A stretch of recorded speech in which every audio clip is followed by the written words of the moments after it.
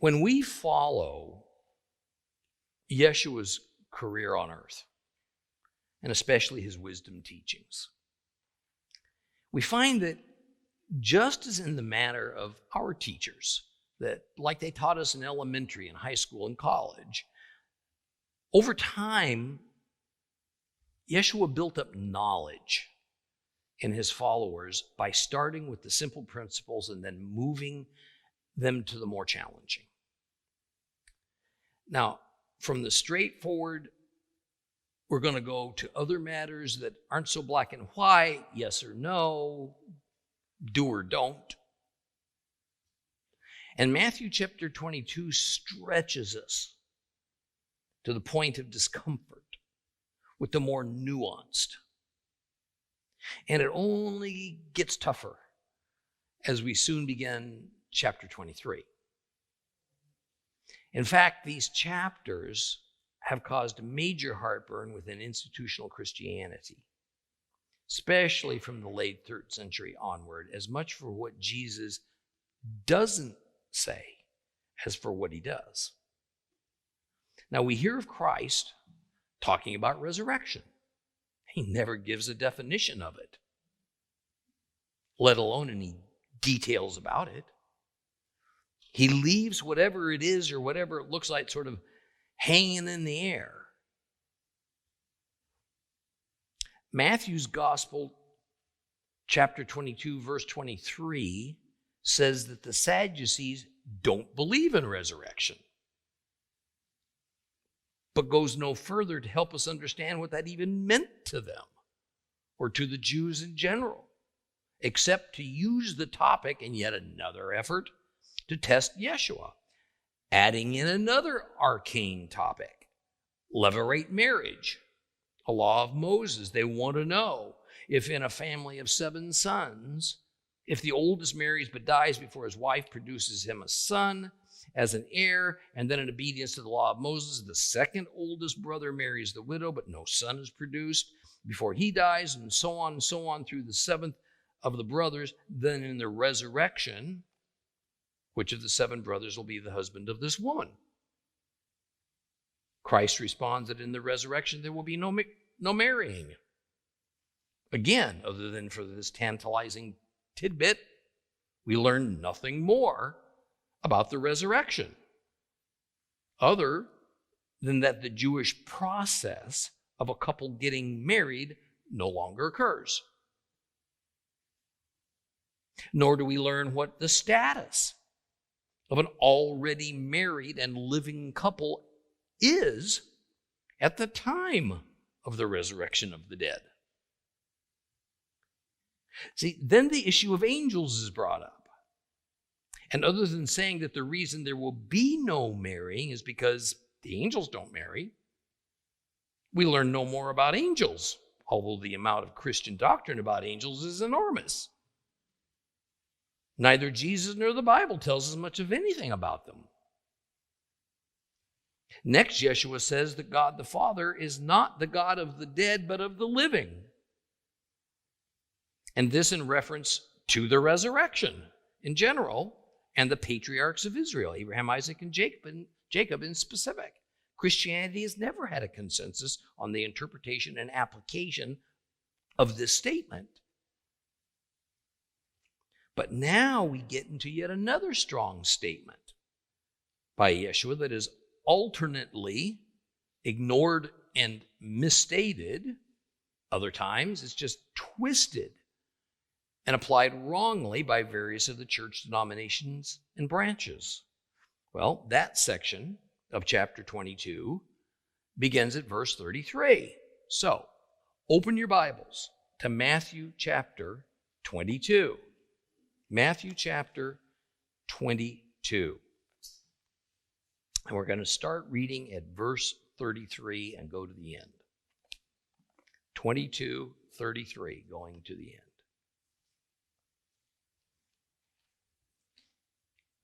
When the crowds heard how he taught, they were astounded. But when the Parushim, Pharisees, learned that he had silenced the Tz'dukim, the Sadducees, they got together. And one of them, who was a Torah expert, asked a she'elah, a question to trap him. Rabbi, which of the mitzvot, the commandments in the Torah, is the most important? And he told them, you are to love Adonai your God with all your heart, with all your soul, with all your strength. And this is the greatest and most important mitzvah. And a second is similar to it. You are to love your neighbor as yourself. All of the Torah and the prophets are dependent upon these two commandments. And then turning to the assembled Parshim, Yeshua put a she'elah to them. Tell me your view concerning the Messiah. Whose son is he? And they said to him, David's. Then how is it, he asked them, that David, inspired by the Spirit, calls him Lord? When he says, Adonai said to my Lord, sit here at my right hand until I put your enemies under your feet. If David thus calls him Lord, how is he his son? No one could think of anything to say in reply, and from that day on, no one dared put to him another she'elah.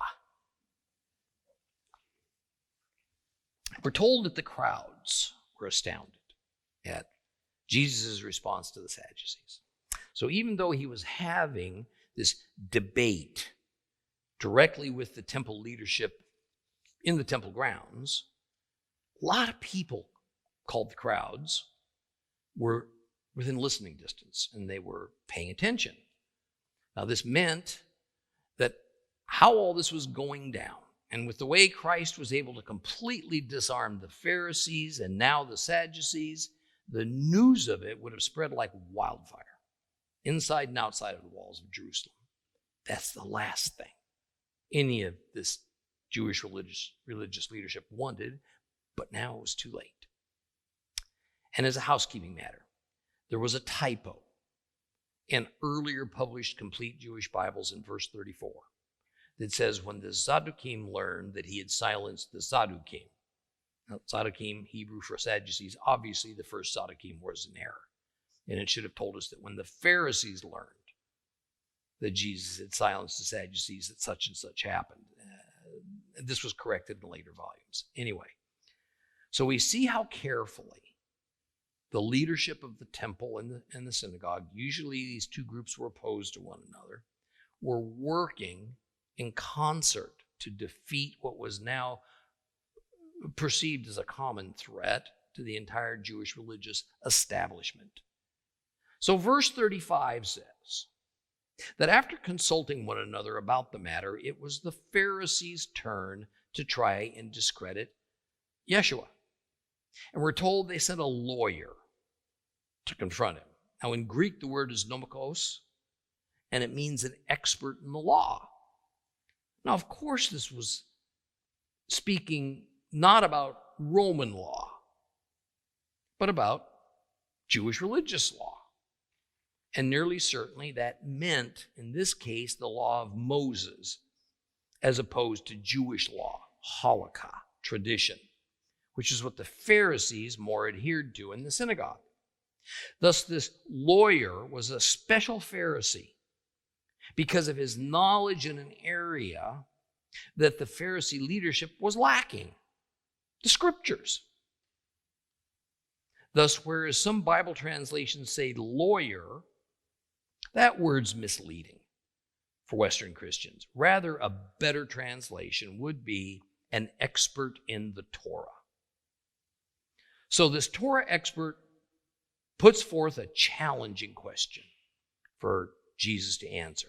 Which of all the mitzvot, the commandments, the many rules and laws of Moses, is the most important?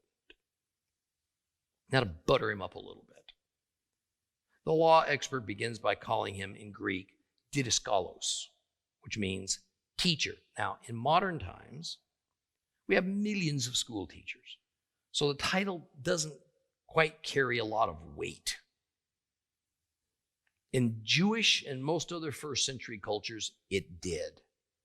Teachers usually had flocks of disciples. They were revered, admired. They were held up as experts in various fields. In the New Testament, teacher almost exclusively means a teacher in the Word of God, or at least of religious matters. The Complete Jewish Bible says Jesus was here called rabbi. This is doubtful because, unlike what so many think, rabbi doesn't mean teacher, it means master, or it means great one, or something like that. And the question is one that almost every child that has attended Sunday school knows, or at least has heard. What is the greatest commandment of God that rises above all the others? And Christ's answer is, according to the Complete Jewish Bible, you are to love Adonai your God with all your heart, all your soul, with all your strength. There is a second part to this that we'll get to momentarily.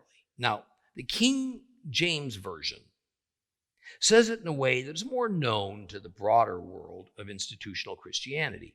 Thou shalt love the Lord thy God with all thy heart, with all thy soul, with all thy mind. Now, I have two things to say about this. First of all, the Greek word that the Complete Jewish Bible translates as Adonai, and that virtually all other English translations I have consulted and translated as Lord, is kurios.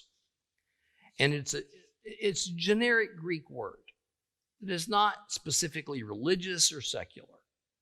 It means master or Lord. Lord in the sense of any person who holds status or rank. Christians have a tendency to assign one of the several titles for Jesus or for God the Father as the Lord.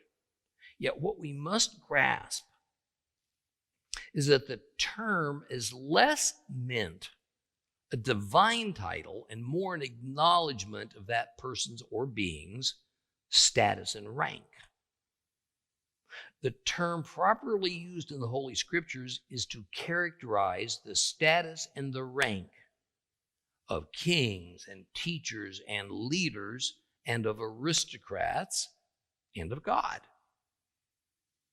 Now, notice here in Matthew that when English translations use the term the Lord in interpreting what Jesus said, it can only be applied to God the Father. Christ is certainly not indicating himself. And yet, as most any Christian who the Lord is, and they'll just say in a generic way, God, or just as often, Jesus. Now, thus far in Matthew and in all the synoptic gospels, during the time when Jesus was still living, the Lord is only God the Father in heaven. Now, I cannot begin to tell you how guilty and ashamed I still feel when I look back at my own life up until nearly the age of 40, about how I marginalized God the Father.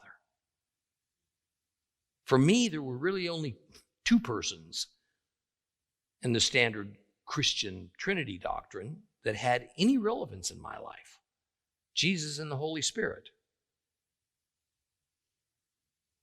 In fact, while I cannot say that I specifically recall any pastor or minister saying out loud that God the Father was a relic meant only for Jews, while Jesus was now preeminent and only for Christians, the implication of it was so thick, it was so baked in to every Sunday school lesson and every sermon that believing anything else would have been totally foreign to me.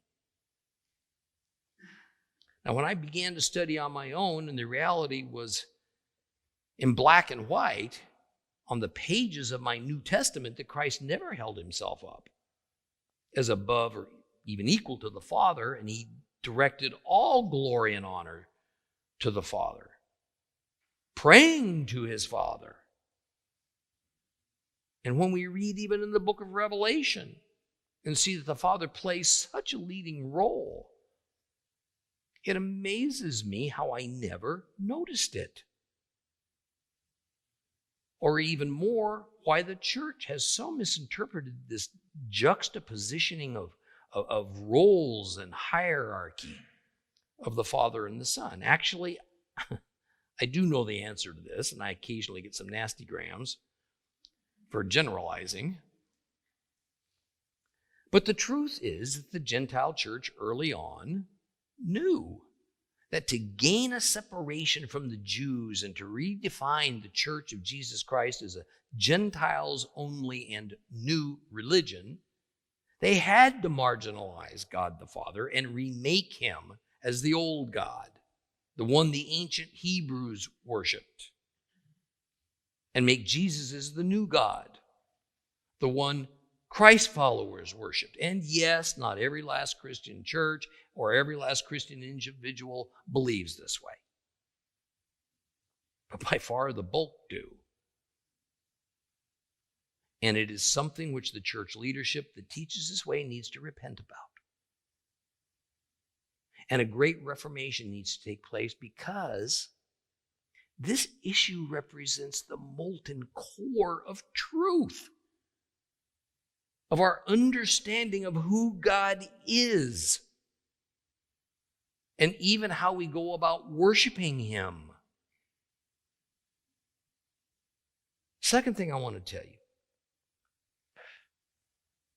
is that there are all manner of understandings about how to translate and interpret that part of Christ's statement about how to love God the Father when it says with all your heart, soul, and strength. Other Bible versions might say with all your heart, soul, and mind. Still others with all your heart, soul, and understanding. That doesn't exhaust them all. We're not going to get into a debate over the precise interpretation because it leads us in the wrong direction. What Yeshua meant by what he said is that we're to love God the Father by our entire lifestyles and with total allegiance and devotion.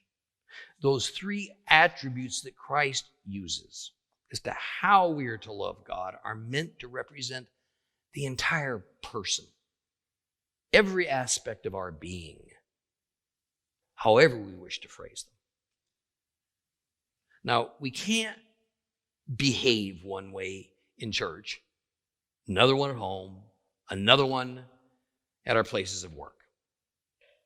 We can't set God's ethics and morals on the shelf for our business or for our leisure practices.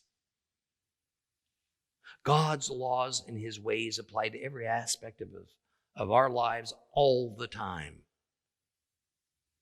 Anytime we try to compartmentalize our behavior according to the circumstance is to compartmentalize our obedience and allegiance to God, no matter how we might wish to try to rationalize such a choice. Now, especially for Christians watching or listening right now, and those who have not first gone through the TorahClass.com study of the Torah with us before attempting any New Testament teaching, what Yeshua says here is simply a quote from Deuteronomy 6:4, which is known among the Hebrews as the Shema. You sung that this morning before the start of service. We do that before every service. Verse 38 has Yeshua saying in many translations, including the Complete Jewish Bible, that this is the greatest and most important commandment. Others say that this is the first and greatest commandment. Those are somewhat less than adequate translations. The King James Version has it most correct. In Matthew 22:38 in the King James, it says, this is the first and great commandment. Did you catch the difference? See, the Greek word that is often translated in our Bibles as greatest is megas. It does not mean greatest. Greatest versus great indicate something a bit different if we'll just think about it for a minute. Yeshua calls the commandment in the Shema to love God as the great commandment. In fact, I think that because of the modern Western English way of thinking and speaking, great commandment probably ought to be capitalized to make it a formal title, not merely a description as calling something the greatest does. See, greatest denotes that there are others to consider. For instance, if I say God the Father is the greatest God, it necessarily implies there are other gods, but he's the greatest among them. But if I say he's the great God, he stands alone. Yeshua is separating that commandment to love God with all of our being and make it unique. Make it the foundation for everything that follows. But, he says, there's another one like it. Now, we need to be so very clear on this, as this is a difficult but vitally important understanding that we need to try to work through. The Greek word is homoios, and it means similar. It bears a likeness. It means same as, but only to a point. It does not mean equal. It does not mean identical. There cannot be two great commandments, or the word great loses its meaning. It certainly means there is an important relationship and similarity between the two, and together they represent the foundation of the Hebrew faith. But only one is the great command, to love God. Now, it troubles me that tremendously good scholars and linguistic people will try to pound a word or a phrase into fitting a preconceived doctrine rather than just letting it speak for itself, or acknowledging that there is more than one possibility. The two most popular explanations for the second of the two commands, the one that's similar, is that it means second numerically. 1, 2.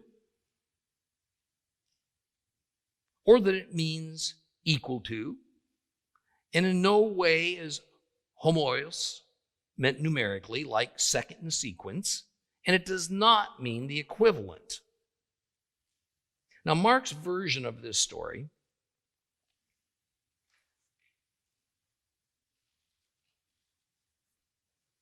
backs up my position on this.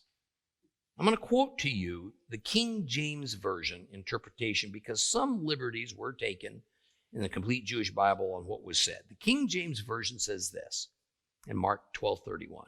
And the second is like, namely this, thou shalt love thy neighbor as thyself. There is none other commandments greater than these. So says Mark, even though there is a great commandment placing loving God uniquely alone on its own level, a similar one to it is loving one's neighbor. Together, they stand apart.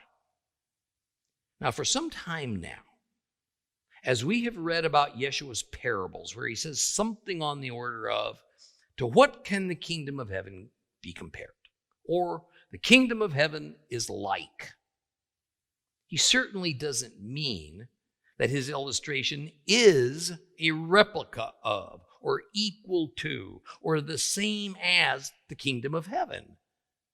He means there's an important attribute or illustration that we can use to approximate what the kingdom of heaven will be like when it's fully manifest.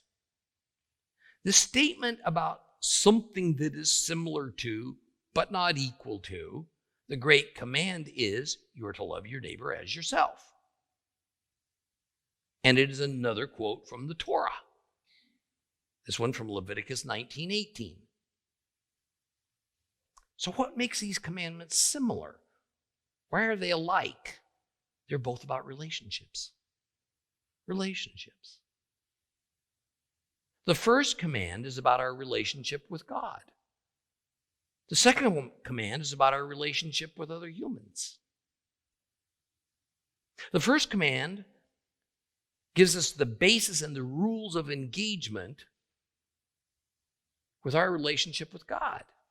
The second command gives us the basis and rules of engagement for our relationship with our fellow man.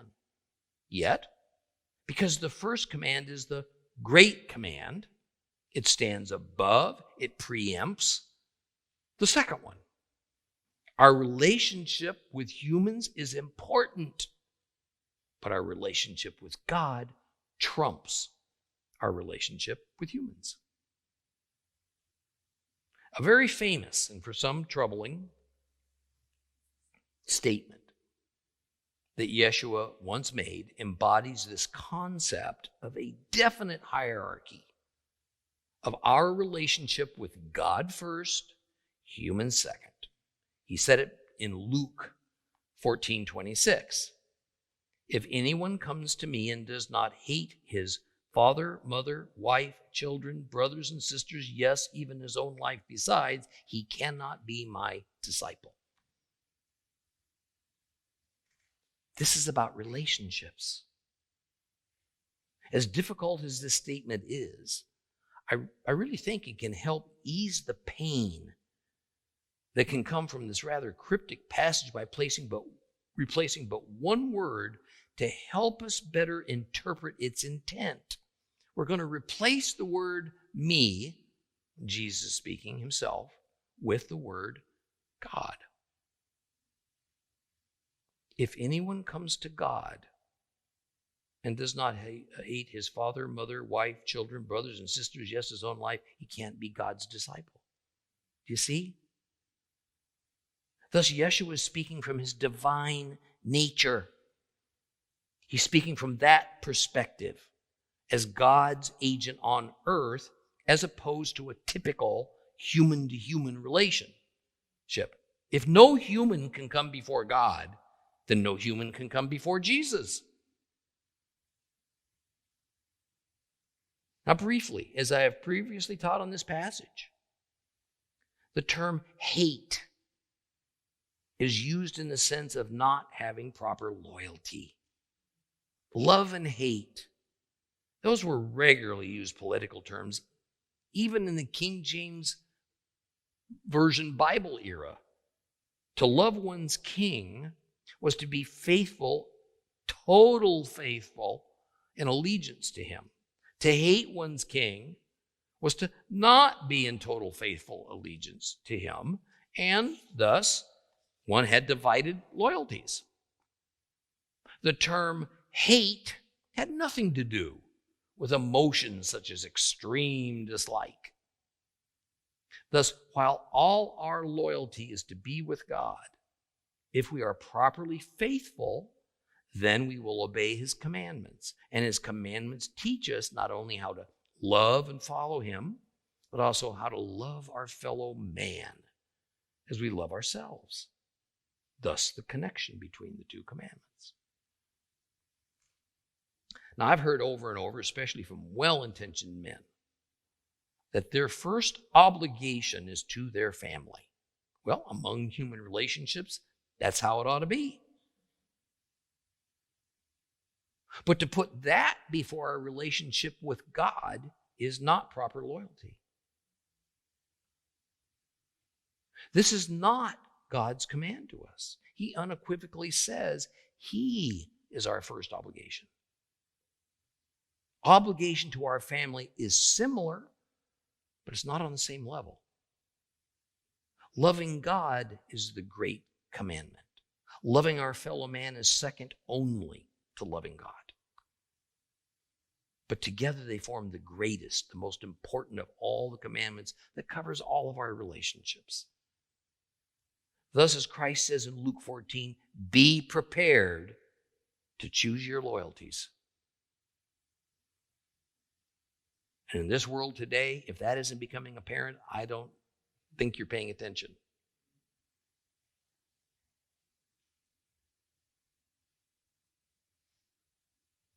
Your family, your fellow man, they may demand something from you that is in direct contradiction to what God commands. your family or fellow man say you can't have it both ways. Not with me. Go their way or go God's way. You know what? God says the same thing. Go their way or go my way. What do? You align with God and let the chips fall where they may with humans, even including your family. And it may just lead to heartbreak. And I pray you're never put into this sort of dilemma. Well, verse 40 has Christ saying the intriguing words that all the Torah and the prophets are dependent upon these two mitzvot, these two commands. The King James Version says, on these two commandments hang all of the law and the prophets. Well, this passage alone destroys any notion that the Torah and the prophets are no longer for Gentile Christians. And if one says, well, he was only talking to Jews, so it doesn't apply to me, not me, a Gentile, then intellectual honesty demands that not one thing Jesus has said to this point in his ministry has anything to do with Christians or the church, because everything he has taught to this point has been directed to whom? To his fellow countrymen. Not even the Sermon on the Mount, then, could be applied to Christianity. In fact, those Bible scholars that do possess intellectual honesty on the matter acknowledge this unsettling reality. And that there is a large sector of them that now say, oh, there must be a divide between Yeshua's pre- and post-Passover teachings. That is, on the one side of the divide, everything that he taught prior to his death and resurrection, that was only meant for Jews. But on the other side of the divide, only what he taught after his resurrection is for the church. Otherwise, they fully understand that the foundational church principles that have been at the heart of Christianity for 17 centuries, that the law and the prophets are dead and gone, replaced by love and grace. And that God the Father is the God of the ancient Jews, but Jesus is the God of the church. That God has done with Israel, and he's turned all other blessings over to the Gentile church. This all falls to pieces. I know these are strong words, and I regret that this is likely to cause some offense. But what I'm telling you is biblically true. You've seen it for yourself. These truths are not buried beneath the words of the New Testament. They're floating right there on the surface for everybody to see.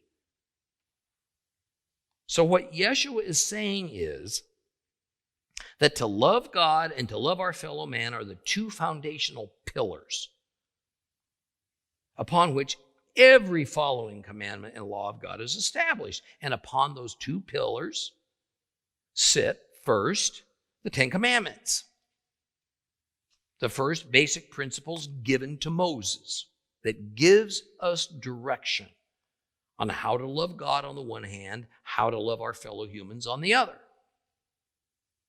And then upon those 10 basic principles rest all the remaining commands that God gave to Moses on Mount Sinai. The Hebrew sages and rabbis say there's 603 more. And these are primarily ritual law, priestly rules, and case examples in the law of Moses about what it means, what it looks like, what the application is for how to obey those 10 basic principles, which themselves are then based upon the two foundational pillars. See that? In the end, it really isn't all that complicated, is it? And yet, Daniel J. Harrington asks this important question in his commentary on the book of Matthew. He says this: did Jesus' summary mean that his followers could disregard the other 611 precepts of the Torah? Well, at least Matthew didn't take it that way. His claim that on these 2 commandments hang the whole law and prophets assumes that the whole law and prophets remain in force, at least in theory.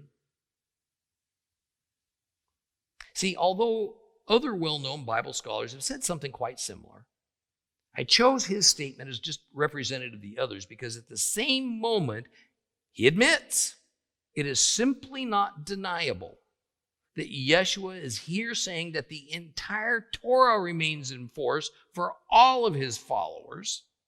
Mr. Harrington then muddies the waters by including the proviso that Matthew didn't take it that way.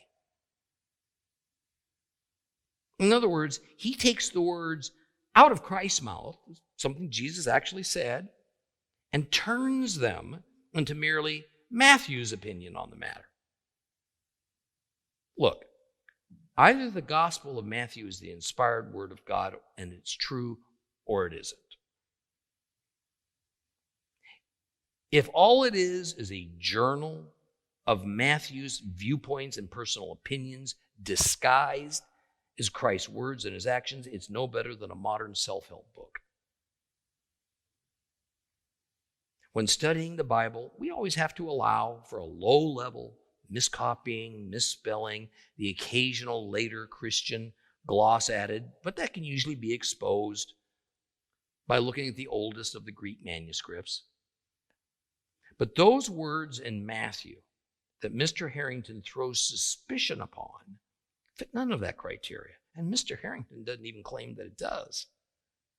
You see, his dilemma is that once again, the actual words of the Bible, what Jesus said, interferes with long-held Christian doctrine and dogma.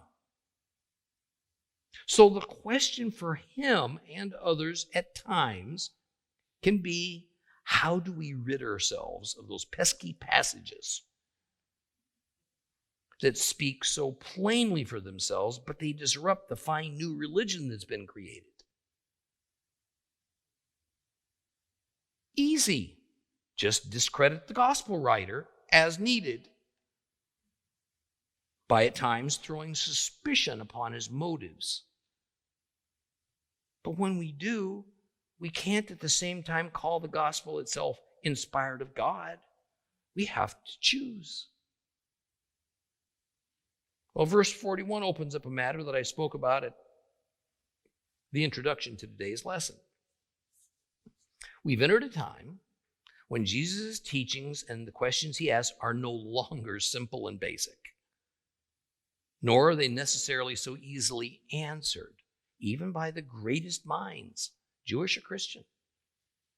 Yeshua more or less says, okay, now, you've been putting these difficult questions before me. I got one for you. Whose son is the Messiah? And in good traditional Jewish fashion, the religious leaders answer, David's. Okay then, says Yeshua. So how is it that David says, and then Yeshua goes on to quote from Psalm 110. Now, when we recognize an Old Testament quote in the New Testament, it's always best to turn to the source of that quote, especially in the Hebrew Bible, and not necessarily in the Septuagint, the Greek Old Testament, because often it'll give us some needed insight. Looking at Psalm 110, the complete Jewish Bible says this, a psalm of David. Adonai says to my Lord, sit at my right hand until I make your enemies your footstool. The King James Version puts this verse this way, a psalm of David. The Lord said unto my Lord, sit thou at my right hand until I make thine enemies thy footstool. Not much to argue about here, except that the complete Jewish Bible uses Adonai, where the King James Version and nearly all English versions use the term Lord. But wait. Here we run into another of those translation matters that, when revealed, gives us some interesting info. To begin, Psalm 110 is rightly designated as a messianic psalm by both Judaism and Christianity. So it's understood that much of this psalm speaks about a future Messiah of Israel.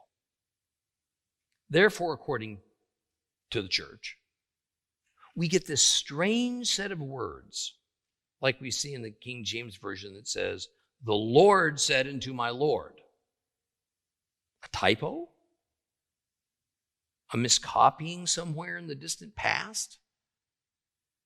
Actually, the issue's easily remedied.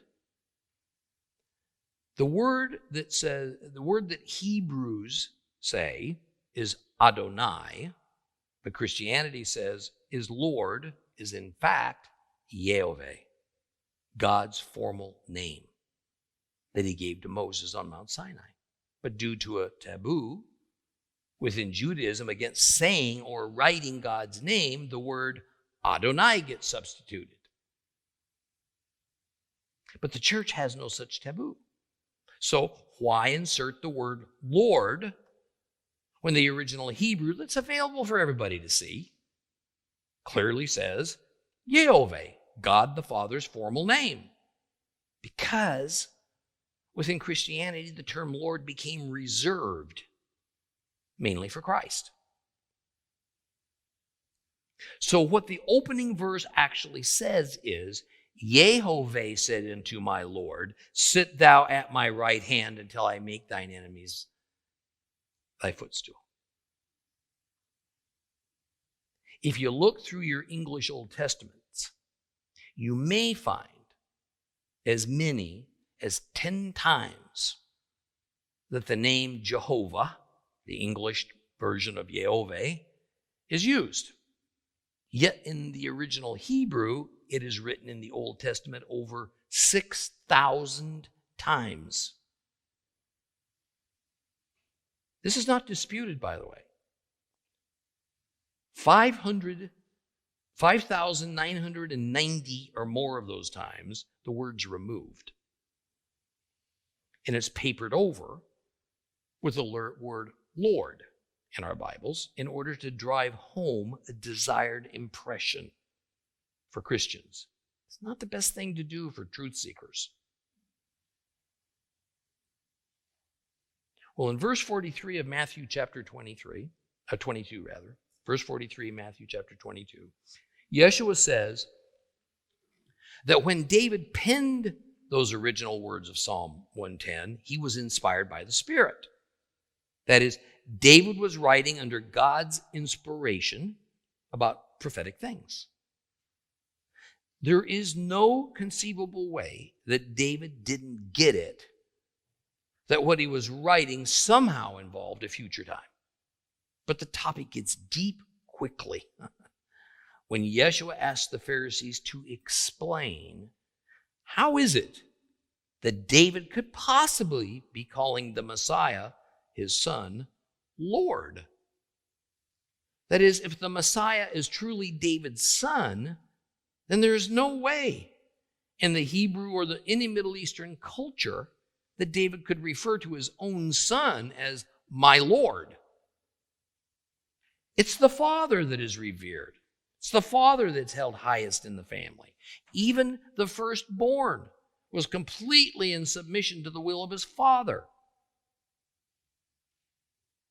So Yeshua implies that it's not possible to suggest that David could have been speaking about his own son when he called him Lord.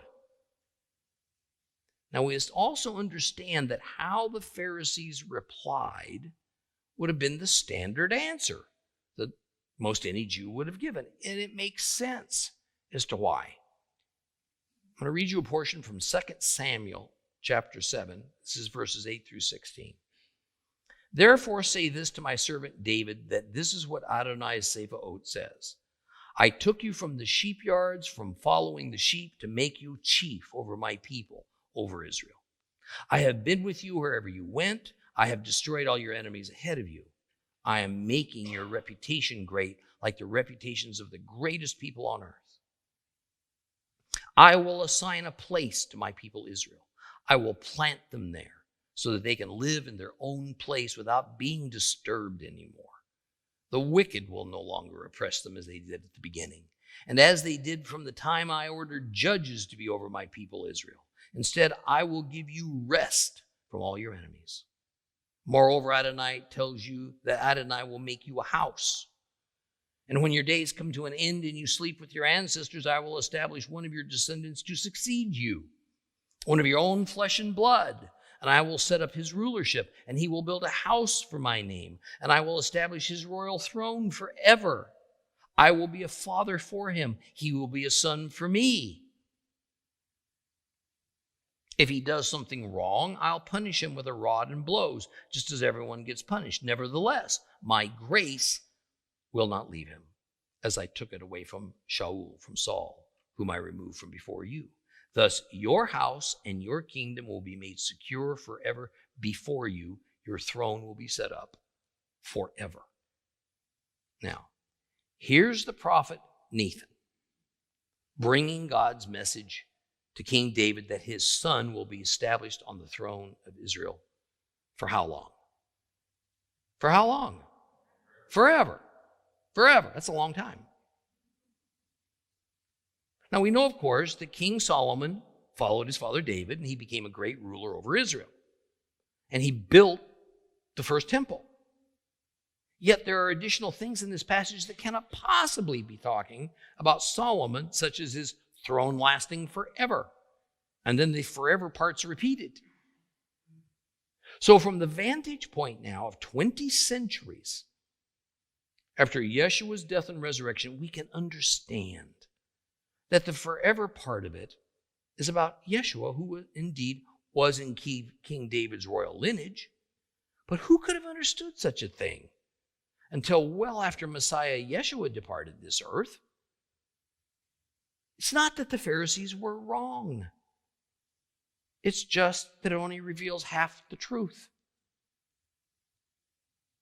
The remainder of the truth is that David's so-called son, the Messiah, is also God's son. Yeshua never says that, though. Never says that. He just kind of leaves everyone hanging on a thread. His implication's unmistakable. The hoped-for Messiah is far greater than what the Jewish leaders had taught the people to envision. See, their vision was of a normal human, but a warrior king Messiah like David that would come and rescue Israel from the Romans. Sure, God's hand would be in it, but not in the sense of a Messiah being divine or eternal. See, we should not indict the Jewish leaders or the lay Jews for not being able to put this incredible puzzle together. The mystery of it, to those of us believers that have the benefit of hindsight, is still so great that it's dumbfounding. And do not think that Yeshua is in any way making some kind of a recognizable implication that he himself is this Messiah, son of David, and also son of God. So as we close this chapter of Matthew, we get ready to move now into chapter 23. None of the Jewish people or the religious leaders as yet understood the fullest gravity of who Yeshua really was, of what their Messiah was, not even his own 12 disciples. Well, we'll open chapter 23 next time.